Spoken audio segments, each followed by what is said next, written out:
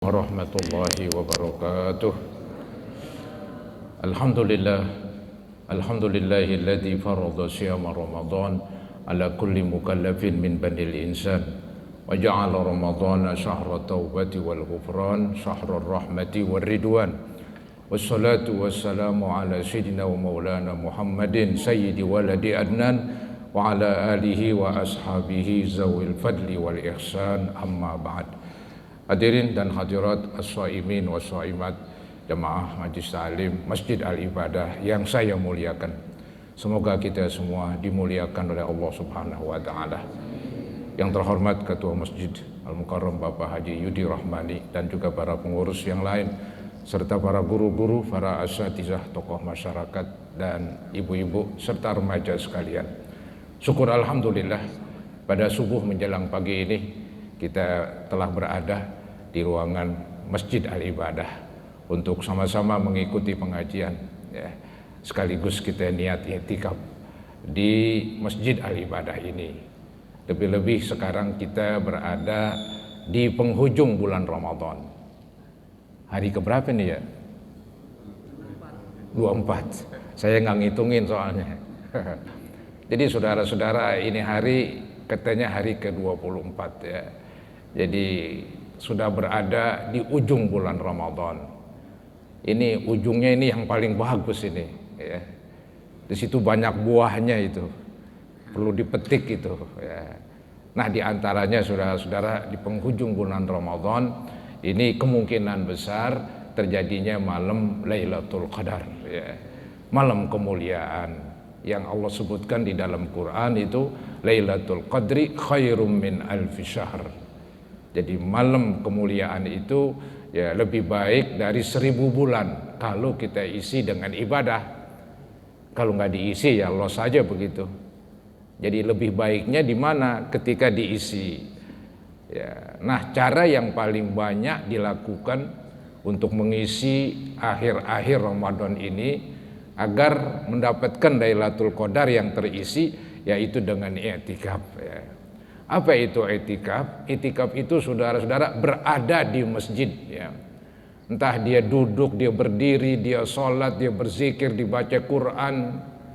Pokoknya orangnya jedog ada di masjid itu namanya i'tikaf. Nggak mesti diem aja gitu, nggak bergerak. Kalau nggak bergerak orang out saudara-saudara ya. Jadi pengertian i'tikaf berdiam dalam arti orangnya ada di masjid. Baik itu masjid jami seperti Masjid Al-Ibadah atau masjid ghairu jami seperti langgar atau musola. Yang penting sama-sama masjid namanya ya, tanah yang diwakafkan untuk sholat. Nah, itulah syarat i'tikaf ya. Apakah mesti sekian jam? Enggak mesti, tergantung keinginan masing-masing. Kecuali memang kalau dinazarkan dan diniatkan tertentu apa boleh buat. Seperti dia nazar untuk i'tikaf 1 jam ya 1 jam sudah. Tapi kalau dia hanya sebatas niat i'tikaf selama berada di masjid ini ya terserah Anda begitu. Ya, nanti mau pulang balik lagi terserah, mau pulang terus ya tergantunglah masing-masing. Yang penting ada kebebasan ya, bahwa i'tikaf itu nggak mesti sekian. Ada ulama mengatakan minimal i'tikaf itu yaitu sekejap ya. Ya seukuran baca subhanallah lebih kurang begitu ya, jadi semenit 2 menit sudah i'tikaf ya, semenit 2 menit sudah i'tikaf ya. Nggak mesti sekian malam sekian jam, tergantung. Memang Nabi Muhammad SAW menyontohkan itu bahwa beliau tuh i'tikaf di 10 terakhir full itu ya, dikatakan idza dakhalal ashr, apabila tinggal 10 hari lagi bulan Ramadan, ahyal laila, beliau hidupkan malam, wa aiqaza ahlahu, dibangunin istrinya, wa syaddal mi'dzar, digambarkan beliau istilahnya menyingsingkan lengan bajunya untuk sungguh-sungguh beribadah. Kemudian beliau lebih banyak i'tikaf di akhir-akhir bulan Ramadan. Saudara, i'tikaf ini kan sesuatu yang mudah, enteng, enggak ada syarat macam-macam ya. Apakah kali mesti dalam keadaan berwudu? Tidak juga. Kalau berwudu lebih afdal. Berwudu terus, batal wudu lagi. ya, itikaf lagi begitu. Yang paling pokok ini di dalam itikaf nawaitunya itu yang paling pokok. Kalau kita hanya berada tanpa niat maka nggak dianggap begitu. Misalnya ini dibuatkan nawaitu an a'takifa fi hazal masjid madumtu fihi lillahi ta'ala. Atau bahasa kampungnya, bahasa hatinya aja. Bahasa hatinya mengatakan saya itikaf karena Allah. Udah. Selama berada di masjid ini. Selama. Ya sejam, semenit ya semenit. Begitu. Itu saudara-saudara pengertian itikaf. Memang di zaman Nabi itu istri-istri beliau mengikuti setelah beliau wafat. Ya ini bagi perempuan yang tidak ada kerjaan lah istilahnya, ya, yang mungkin udah maaf nenek-nenek lah istilahnya udah habis kerjaannya, itu boleh-boleh aja itikaf di masjid perempuan di tempat yang khusus ya. Jadi nggak mesti ini monopoli laki-laki, perempuan pun boleh itikaf ya. Kemudian saudara-saudara ya ada lagi yang paling perlu diketahui ini di akhir dan penghujung bulan Ramadan ketika kita itikaf untuk supaya terisi malam Lailatul Qadar. Nah, bagaimanakah cara menghidupkan Lailatul Qadar? Ya, bagaimana cara menghidupkan Lailatul Qadar? Ini supaya istilahnya terarah, itu ada keterangan ya di dalam kitab namanya kitab Nihayatuz Zen karangan Imam Nawawi Banten ya, beliau seorang ulama Indonesia yang lama tinggal di Mekah, banyak karangannya itu, tafsirnya ada, akidahnya ada, akhlaknya ada, hadisnya, semuanya ada itu beliau. Ya, beliau asalnya Banten. Itu ada dalam kitabnya namanya kitab Fiqh Nihayatuz Zen, bagaimana cara menghidupkan Lailatul Qadar, mengisi. Ada 3 cara. Yang paling tinggi disebut uliyaha, paling tinggi itu. Kelas nomor wahid. Yaitu apa? Banyakin sholat sunat. Jadi sholat sunat mulu dia. Sholat ini, sholat itu, sholat terus. Ya. Ada yang dulu pernah kita ajarkan sholat, apa itu namanya? Sholat tasbih misalnya. Itu keren banget itu. Ya. Di sembahyang sholat tasbih ya. Yang 4 rakaat diketeng jadi 2-2, 1 rakaat 75 tasbih, 4 rakaat berjumlah 300 tasbih begitu. Ya, entar udah selesai sembahyang apa lagi, sembahyang sunat ini, sembahyang sunat itu. Ya. Ada sembahyang dalam arti sholat yang nggak punya nama, istilah saya begitu. Ada sholat nggak punya nama, disebut sholat mutlaqah, sunat mutlaqah. Ya. Nah sembahyang sunat yang nggak pakai nama itu niatnya usolli rokaatain, begitu aja udah. Saya niat sembahyang 2 rakaat, itu 2 rakaat salam, 2 rakaat salam. Memang kan yang bagus sembahyang malam 2-2. Baca kuliah kulhu, yang paling gampang aja, yang paling hebat baca itu. Ya, seluruh Al-Quran tuh kerenan lagi itu dah, jangan dikata itu. Anggaplah dibaca kuliah kulhu atau di surah-surah yang dihafal.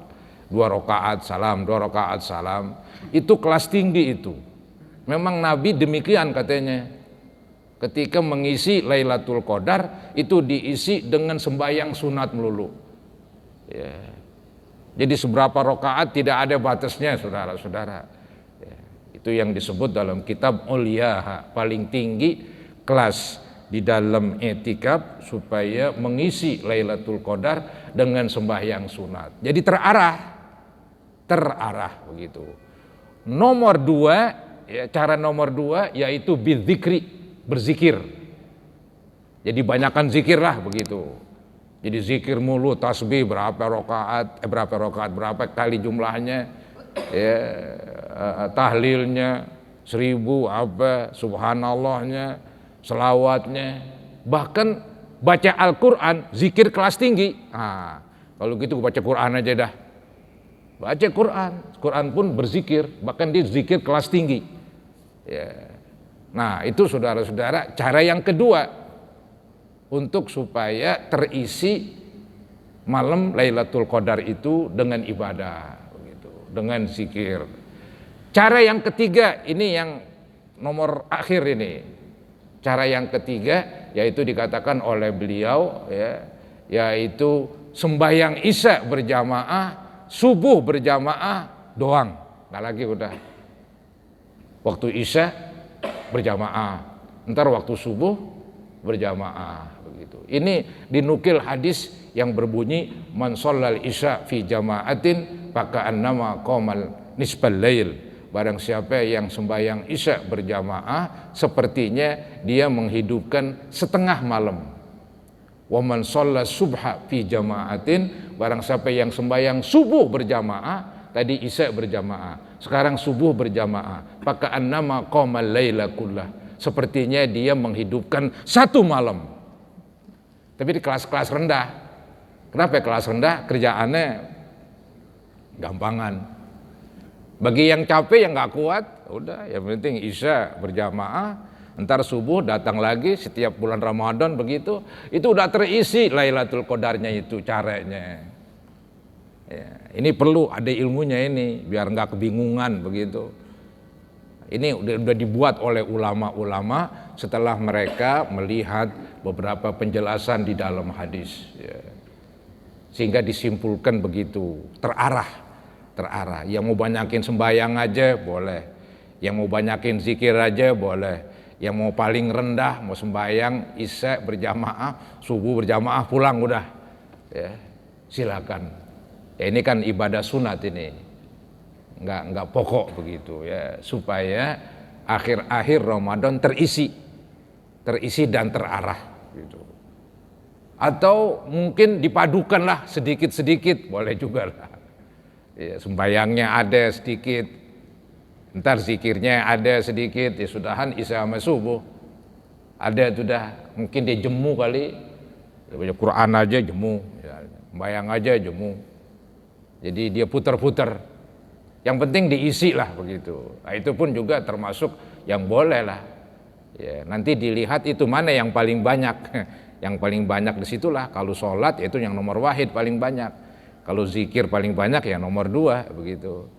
Kalau cuman ya sedikit zikir sama sembahyang subuh sama isya berjamaah ya itu nomor 3 lah begitu ya. Itu saudara-saudara cara menghidupkan malam Lailatul Qadar. Jadi Lailatul Qadar ini kan khairun min alfi syahr ya, lebih baik dari 1000 bulan. Artinya ibadah pada malam tersebut nilainya seperti kita beribadah 1000 bulan. 1000 bulan itu kalau ditahunin sama dengan 83 tahun lebih begitu ya. Masalah kita mengetahui tanda-tandanya itu sih nggak perlulah begitu ya. Jadi yang penting kita isi di akhir-akhir Ramadan dengan kebaikan itu. Bahkan kalau bisa diisi lagi dengan berinfak. Wah, kerenan lagi ini. Bersedekah lagi katanya. Bersedekah setiap malam, khususnya di malam-malam 10 terakhir. Ada saudara-saudara ulama ya, itu menerangkan bahwa di 10 terakhir ini jatuhnya yang paling pasti nih malam keberapa ini. Ada penjelasan dari sahabat Nabi ya, namanya Ubay bin Ka'ab. Beliau berkata itu, wallahi inni la'a'lamu ayya lailatin hiya.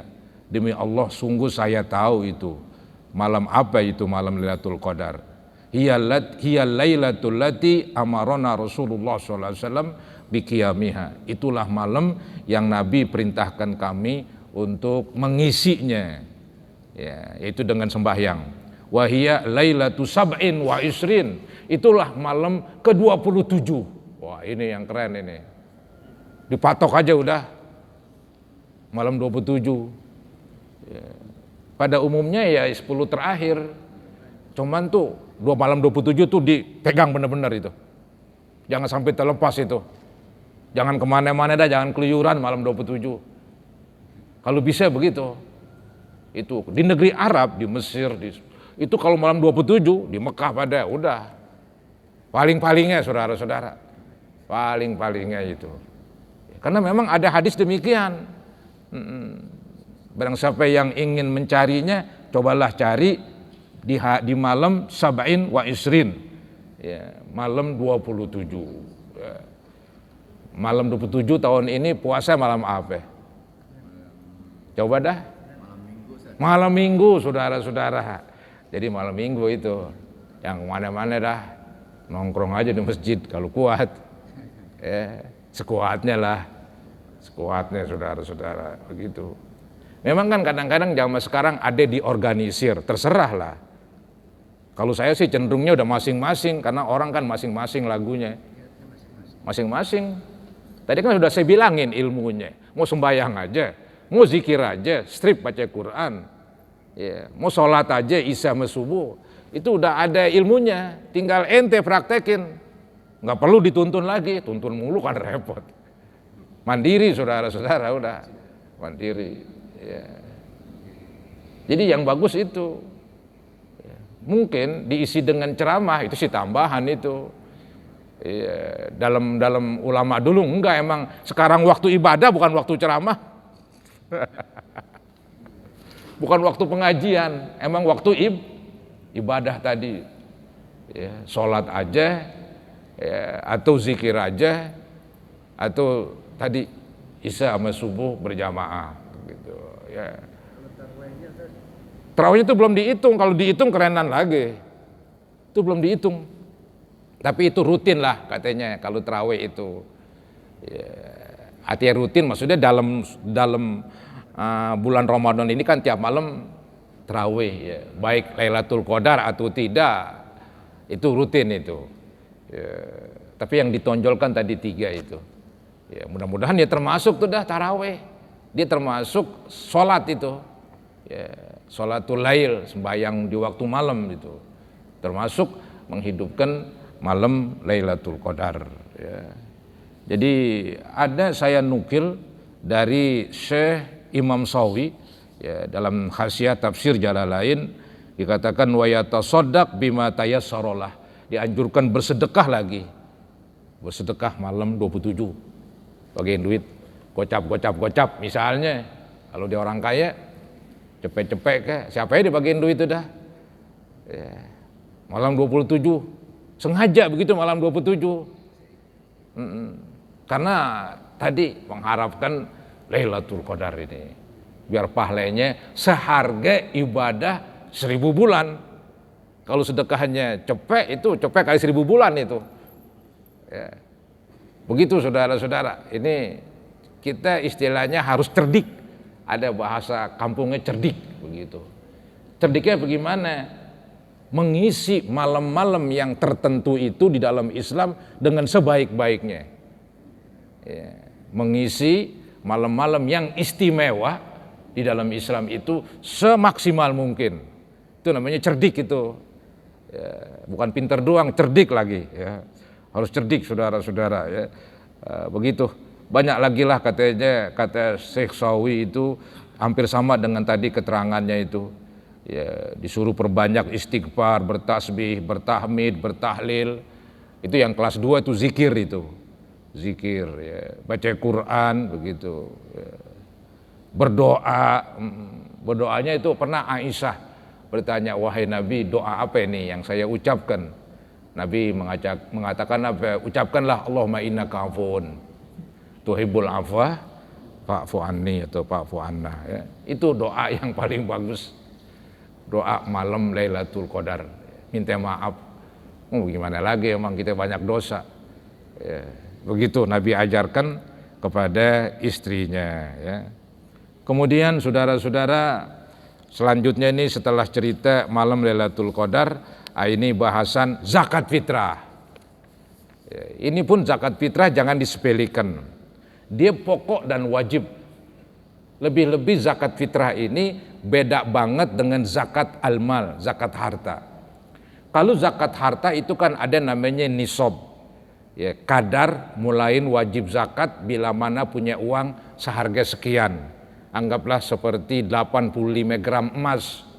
Itu zakat harta. Punya uang tabungan seharga 85 gram ke atas. Kalau anggap segram sejuta, 85 gram 85 juta, punya duit 85 juta ke atas. Kalau ke bawah kena zakat kan begitu. Tergantung harga emas. Kena 2,5%. Yang udah berumur setahun tuh duitnya. Kalau belum umur setahun belum bayar itu. Tapi kalau ente bayar kerenan lagi. Ya, begitu, itu zakat mal. Nah kalau zakat fitrah ini hampir setiap orang wajib zakat fitrah. Loh kok hampir setiap orang, khususnya di Jakarta gitu aja. Karena dia itu nisabnya begitu kecil. Artinya itu orang wajib zakat fitrah bila mana malam takbiran plus siang lebaran berkecukupan kebutuhan pokok. Dihitung nanti malam takbiran, itu bisa kira-kira aja. Malam takbiran ada beras gak kan begitu. Ya, kalau ada bahkan lebih, udah zakat fitrah. Sehingga orang miskin pun wajib zakat fitrah. Ini yang repot ini. Orang miskin wajib zakat fitrah. Loh kok miskin wajib zakat fitrah? Karena pada malam takbiran berasnya sekarung. Mang habis tuh dimakan sekarung. Malamnya ame siang lebaran. Begitu. Nah ini saudara-saudara, zakat fitrah ini saya sampaikan beberapa hadis ini. Di antaranya hadis Abdullah bin Abbas radhiyallahu an. Beliau berkata, "Faradha Rasulullah sallallahu alaihi wasallam shadaqatal fitri." Emang kalimatnya kadang-kadang disebut zakat fitri, kadang-kadang shadaqatul fitri, sama aja itu. Ya, jadi kata Ibnu Abbas, Nabi mempardukan. Jadi bukan hal yang sunat. Nabi mempardukan zakat fitrah. Ya, tujuannya apa katanya? Tuhrotan lis-shaim. Tujuannya untuk membersihkan orang yang berpuasa minal lagwi warrafas, dari perkataan, perbuatan keji dan perkataan yang kotor. Jadi itu fungsi daripada zakat fitrah. Satu, supaya ya ketika kita lagi puasa itu kan namanya manusia tetap manusia. Ada oleng-olengnya juga lah kan begitu kan. Maka diharapkan jadi bersih tuh puasanya. Dia semacam penghapus noda-noda ketika kita lagi puasa. Dihapus dengan zakat fitrah. Jadi fungsinya penting. Siapa sih yang bersih banget kan begitu. Susah ini. Maka ada peluang ya, untuk membersihkannya dengan cara berzakat fitrah begitu. Kemudian fungsi kedua diterangkan di dalam hadis wa tu'matan lil masakin. Zakat fitrah adalah untuk tu'mah, memberi makan kepada orang miskin. Saudara, ya kan enggak semua orang berkecukupan lah dalam hidup ini. Ya, walaupun dia tadi itu orang miskin wajib zakat fitrah, tapi kan pada umumnya disebut miskin juga. Ya kebetulan aja itu udah malam waktu bulan puasa berasnya 2-3 karung orang banyak bagi misalnya, tapi di hari-hari lain ya. Jadi ini zakat fitrah ini fungsinya memberi makan orang miskin. Jadi ini semacam hasil dari puasa. Puasa ini kan gak makan gak minum, lapar, haus begitu. Nah bagaimanakah orang yang ya ekonominya lemah, lapar dan haus mereka, kita merasakan melalui puasa. Jadi dengan puasa itu dididik kepekaan sosial, begitu bahasa keren ya. Kepekaan, jadi peka kita, sensitif, ya langsung hati kita tuh kontak dah bahwa puasa itu memang berat. Kita dilatih lapar dan haus. Bagaimana tuh orang yang istilahnya laparnya ya berbulan-bulan, emang dia miskin, buat makan nungguin dulu begitu. Ya. Jadi dengan adanya puasa kita langsung praktek merasakan lapar dan haus. Maka timbul kepekaan, maka dibuktikan dengan zakat fitrah. Sehingga zakat fitrah ini fungsinya tu'matan lil masakin, untuk memberi makan orang miskin begitu. Ya. Kemudian saudara-saudara ada lagi nih fungsi daripada zakat fitrah ya, yang diterangkan di dalam beberapa keterangan hadis, yaitu dengan zakat fitrah ini supaya puasanya diterima. Ada istilah begitu. Ada hadis ini walaupun dibilang dhaif ya, cuman kita hati-hati aja. Dikatakan saumu Ramadan mu'allakun ma bainas sama wal ard. Puasa Ramadan nyangsrang antara langit dan bumi. Ya, la yurfa'u illa bi zakatil fitr. Tidak terangkat kecuali dengan zakat fitrah, hampir begitu. Jadi puasa Ramadan ini nyangsrang ini, nyangkut. Ya, naik kagak, turun kagak begitu. Supaya naik nih diterima nembus ke langit, kasarnya begitu. dengan ditulak, didorong dengan zakat fitrah. Ya, jadi kalau begitu penting sekali itu zakat fitrah supaya ya puasanya diterima gitu. Itulah saudara-saudara beberapa hikmah ya, fungsi daripada zakat fitrah. Kemudian zakat fitrah ini wajib bukan saja orang dewasa, anak kecil pun wajib. Ini yang aneh sedikit. Mungkin Nabi menginginkan supaya istilahnya tuh dana zakat berkumpul, banyaklah zakat fitrah. Ya. Maka tuh ada fungsi yang keempat lagi nih, bahwa zakat fitrah ini supaya orang yang lemah ekonominya jangan keluyuran minta-minta dalam keadaan sedih. Ada hadis begitu, agnuhum an hadzal yaum. Cukupkan mereka pada hari ini, cukupin. Ya. Jangan sampai minta-minta, walaupun di kita mau dibilang apa? Emang minta-minta jadi profesi. Malah menjelang lebaran, makin banyak orang begitu minta-minta. Gitu. Jadi sebetulnya tuh di hari raya Idul Fitri jangan sampai ada yang minta-minta. Karena apa? Semuanya udah berkecukupan dengan zakat fitrah. Ya, udah berkecukupan dengan zakat fitrah.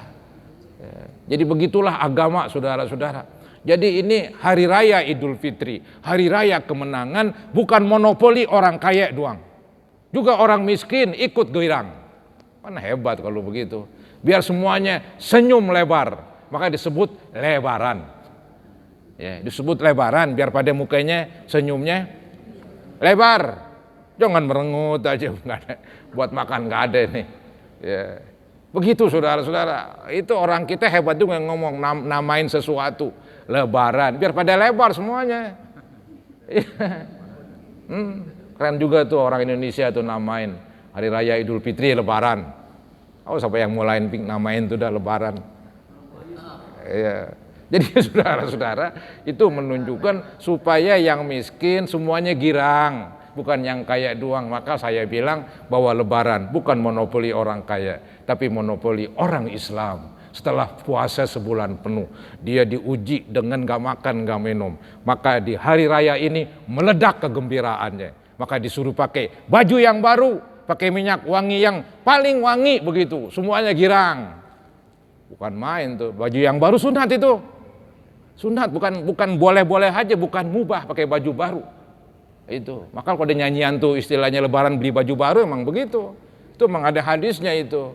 Ya, ada salah seorang cucu Nabi, kalau nggak salah Hasan begitu. Dia mengatakan amarona Rasulullah SAW, Nabi memerintahkan kami di yaumi Idul Fitri ini, di hari raya Idul Fitri, annal basa ajwada manajid, memakai yang paling bagus. Yang paling bagus, sampai-sampai ulama mengatakan begini, warna putih baju warna ibadah diutamakan begitu. Tapi kalau warna putih baju lame, warna merah baru, pakai yang merah begitu. Pakai yang merah nih hari, yang merah baru. Padahal warna putih warna cakep di situ. Tapi kalah di barunya dia. Pakai yang merah.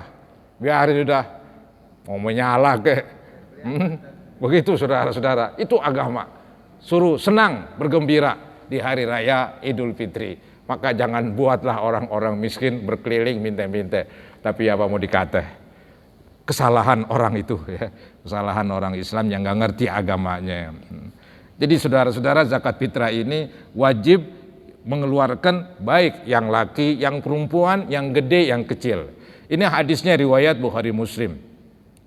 Dari Abdullah bin Umar radhiyallahu anhuma qala farada Rasulullah sallallahu alaihi wasallam zakatal fitri.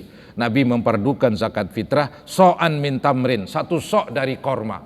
Korma makanan pokok. Au so'an min syair, atau satu sok dari syair. Syair itu semacam jawawut ya. Dia istilahnya gandumnya kelas rendah lah begitu. Atau pakai gandum itu lebih hebat lagi betulnya. Satu sok itu ukuran kita 3,5 liter. Kalau pakai kilo 2,5 kilo begitu. Ya. Itu yang biasanya begitu di zaman Nabi. Maka timbul pertanyaan, bagaimana kalau zakat fitrah pakai duit? Begitu. Ada di dalam mazhab Abu Hanifah membolehkan Maka ulama pada ngikutin itulah, membolehkanlah ya pakai duit. Dia beralasan begini, kan tadi ada hadis tuh mengatakan agnuhum an hadzal yaum, cukupkanlah mereka di hari raya Idul Fitri. Pengertian cukupin, orang nggak cukup dengan beras doang, daging daging ayamnya, daging kerbaunya, daging sapinya mana? Perlu pakai duit begitu, saudara-saudara. Wah keren juga dah, ya udah. Pakai beras oke, pakai duit oke.